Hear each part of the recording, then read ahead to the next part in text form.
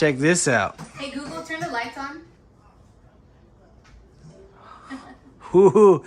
Even got the hallway one. I'm gonna show you all the features and I'm gonna show you how to install it. All right, let's get this smart home control out of the box. This is the main panel. And then on the back, you have the contact points there for the main control module right here. This is going to be installed in the gang box. Very well built, by the way. They include some pre-stripped color-coded wiring as well, and a very generous amount of wire nuts, so you don't have to get your own wire nuts. The smart home control comes with some paperwork, shows you what app to download, and then you have some safety cards here, quick start guide, and they include stickers to properly mark the wires in your wall, which will help significantly on the installation process. They include the QR code as well to help you find the app quicker for your Apple or Android device. Okay, now that we have everything out of the box, let's get to the installation.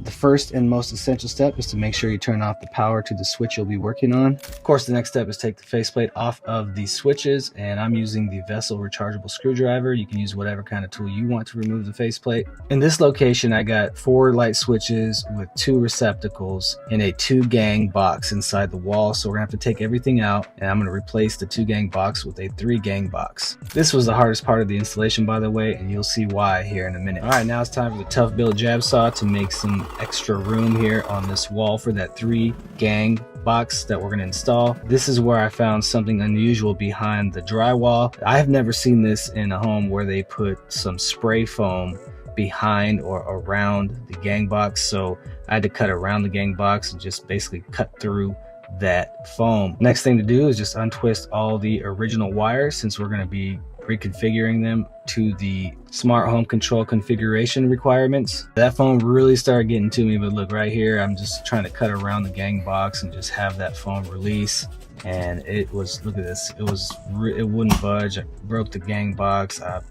You're gonna see the wall just kind of breaking apart here a little bit, and I had to stick my whole hand in there to push away the foam that was stuck to the back of the drywall. But we finally got it out in spite of all that foam being stuck to the back of the drywall, and we can move forward with the installation. After removing all that foam, I just pulled out all the wires to get it ready for the new 3-gang wall box, which is right here.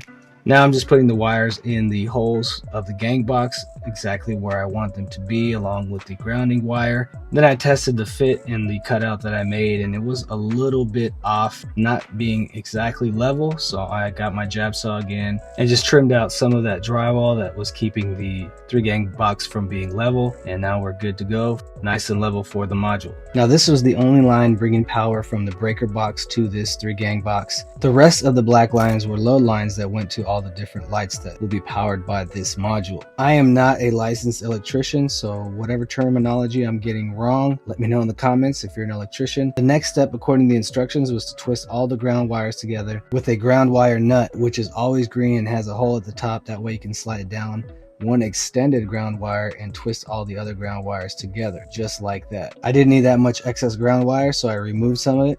All right, now that we have all the ground wires together, the next step is to securely fasten the ground wire to the main module here. Just loosen up that green screw a little bit and then properly insert the ground wire and tighten the green screw back down. I always tug on the wire a little bit to make sure it's securely fastened down. The next step following the ground wiring step is to twist all the white wires together and then add the pre-stripped white line to that twisted bunch of white lines. Make sure that wire nut is securely twisted onto all of those white lines. At this point, you can see I'm pretty excited because we're making good progress now. There's only one silver screw on this module, and that is where that pre-stripped white line that's connected to the bunch of white lines will be securely fastened. Now, the next step for my specific wire configuration is to grab 3 of those pre-stripped wires and connect them to the main line that's providing the power to this outlet.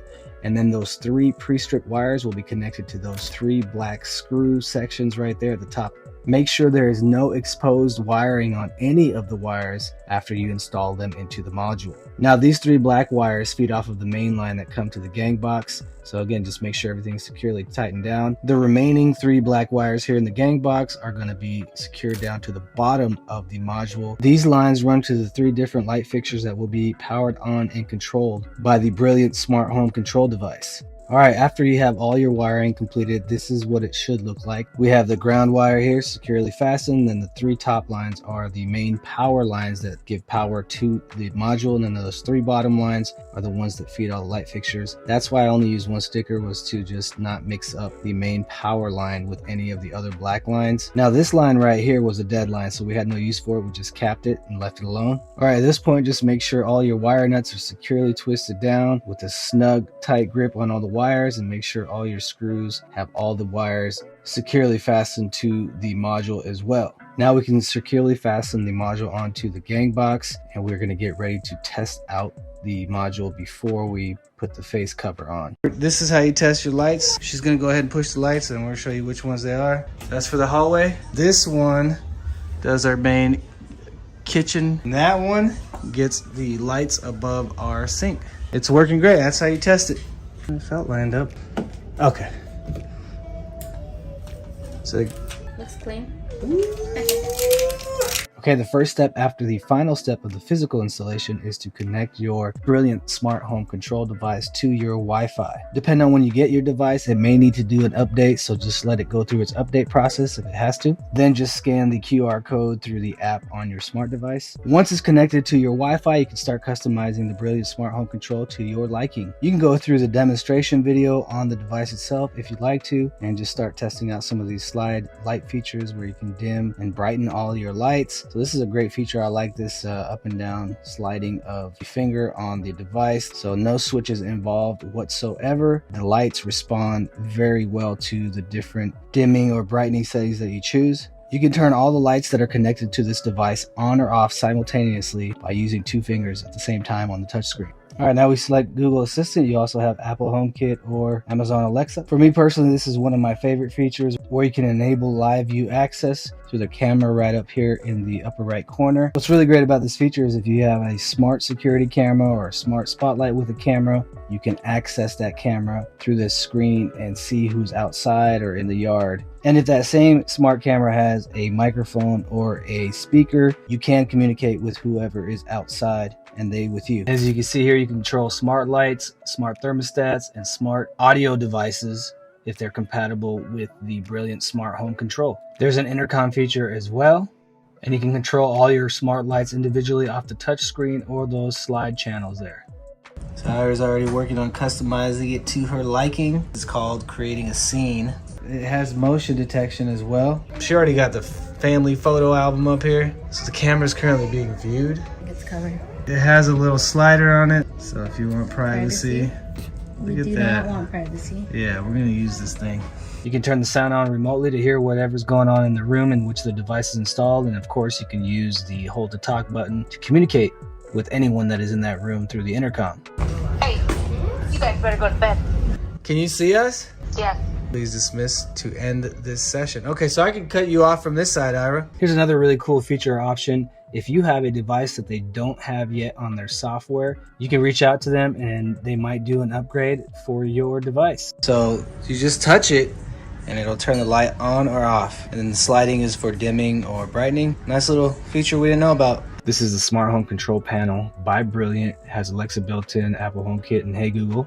This particular model replaces a 3-gang light switch. They also have single, double, and quadruple light switch models. Brilliant smart home control works with all these smart home products and more. It's a great list right here, seeing that it's compatible with so many of these different brands out there. They also have dimmer switches and smart plugs. Here's a list of some of the features that the Brilliant smart home control can add to your home.